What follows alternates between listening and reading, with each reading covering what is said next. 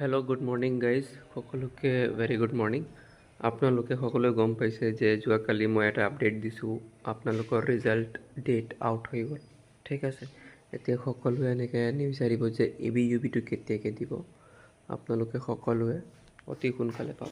ঠিক আছে, চ' ৰিজাল্টৰ ভিতৰত আপোনালোকৰ যেনেকৈ ABUB অসম পুলিচৰ ছাব ইন্সপেক্টৰ ABUB APR আৰু DGCD আৰু DGHG ভেকেঞ্চিজ বাবে আপোনালোকৰ ৰিজাল্টৰ কথা কৈছে যে ডেট আউট। তাৰপিছত কি কৈছে, আপোনালোকৰ গ্ৰেড 4ৰ কাৰণে যিমানখিনি ভেকেঞ্চিজ আছিলে, যেনেকৈ আপোনালোকৰ নৰ্মেল GDৰ ভেকেঞ্চি, তাৰপিছত আপোনালোকৰ অসম পুলিচৰ ভেকেঞ্চি আছিলে গ্ৰেড 4ৰ ভিতৰত, তাৰপিছত আমাৰ অসম কমাণ্ডোৰ ভেকেঞ্চি আছিলে গ্ৰেড 4ৰ ভিতৰত।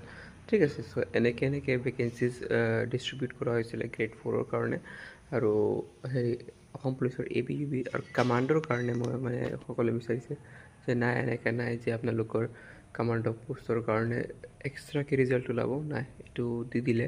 ডেটটো ফাইনেলি আনাউন্স কৰিছে 10 তাৰিখে। আপোনালোকে 11টা বজাৰ পৰা আপোনালোকে সকলোৱে নিজৰ ৰিজাল্ট চেক কৰিব পাৰিব।